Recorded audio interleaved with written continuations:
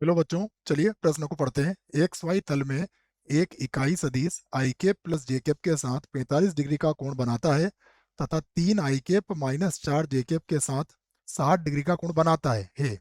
और हमें विकल्प दिया है आई केप, दूसरा विकल्प है आई केप माइनस जे केप बटा वर्गमूल 2, तीसरा विकल्प है आई केप प्लस जे केप बटा वर्गमूल 2 और इनमें से कोई नहीं। प्रश्न को हल करेंगे उसके पहले मुख्य अवधारणा लिखेंगे। तो मुख्य अवधारणा में हम प्रश्न में जिन सूत्रों का प्रयोग करेंगे उन्हें लिखेंगे। तो मुख्य अवधारणा, यहाँ पर हम दो सदिशों के मध्य यदि कोण ज्ञात करना हो तो उसका सूत्र लिखने वाले हैं। तो दो सदिश अगर दिए जाते हैं ए तथा बी, ए सदिश तथा बी सदिश के मध्य कोण थीटा हो तो, के मध्य कोण थीटा हो तो सूत्र बनता है कॉस थीटा बराबर, यहाँ पर होगा ए सदिश डॉट बी सदिश और बटे में आता है ए का परिमाण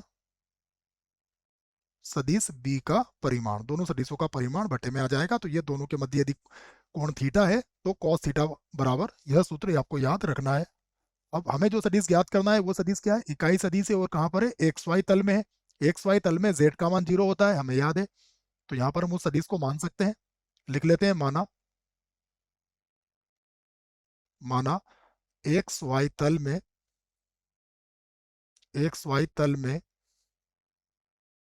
इकाई सदिश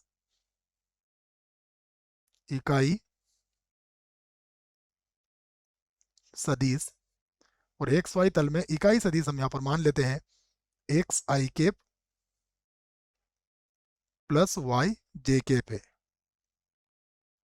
एक्स वाई तल में, इसलिए यहाँ पर के का जो गुणांक होगा वो 0 होगा बच्चों। हमसे जो कहा गया है उसके बाद हम समझते हैं। सबसे पहले हमसे कहा गया है पहली स्थिति में कि x i cap plus y j cap तथा i cap plus j cap के मध्य कोण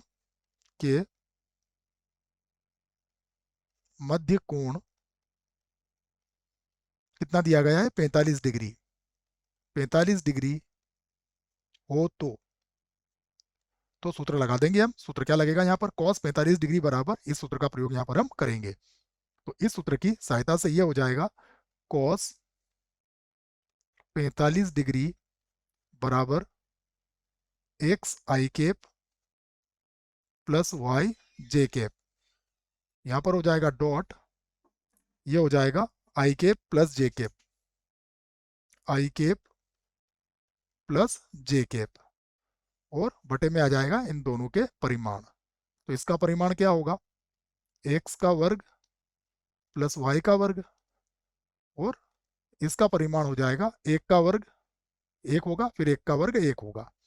अब हमें पता है कि इकाई सदिश का जो परिमाण होता है वो कितना होता है, एक होता है।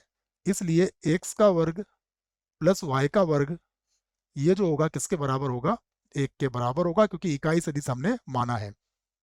तो कॉस 45 का मान भी रख देंगे यहाँ पर। कॉस 45 का मान होता है 1/वर्गमूल 2 के बराबर। यहाँ गुणा कर लेते हैं, एक्स आई का आई से करेंगे तो हमें पता है आई डॉट आई का मान 1 होता है, तो ये तो हो जाएगा एक्स, और जे का जे से कर लेंगे तो ये हो जाएगा प्लस का वाई। ठीक है बच्चों, और आई डॉट जे और जे डॉट आई ये सब क्या होता है, 0 के बराबर होता है। बटे में कितना आया यहाँ पर, यहाँ तो आ गया 1 और यहाँ पर आ जाएगा वर्गमूल 2। वर्गमूल 2 से वर्गमूल 2 भी कट जाएगा।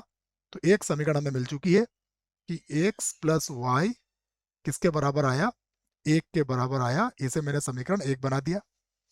अब यहाँ पर एक और बात कही गई है, उसे भी हम लिखते हैं।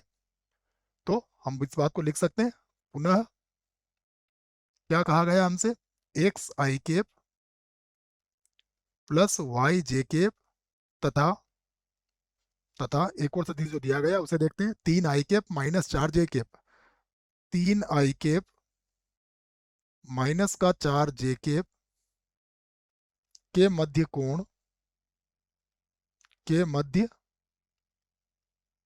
कोण कितना दिया गया है, 60 डिग्री, क्या मध्य कोण 60 डिग्री हो तो फिर से सूत्र लगा देंगे।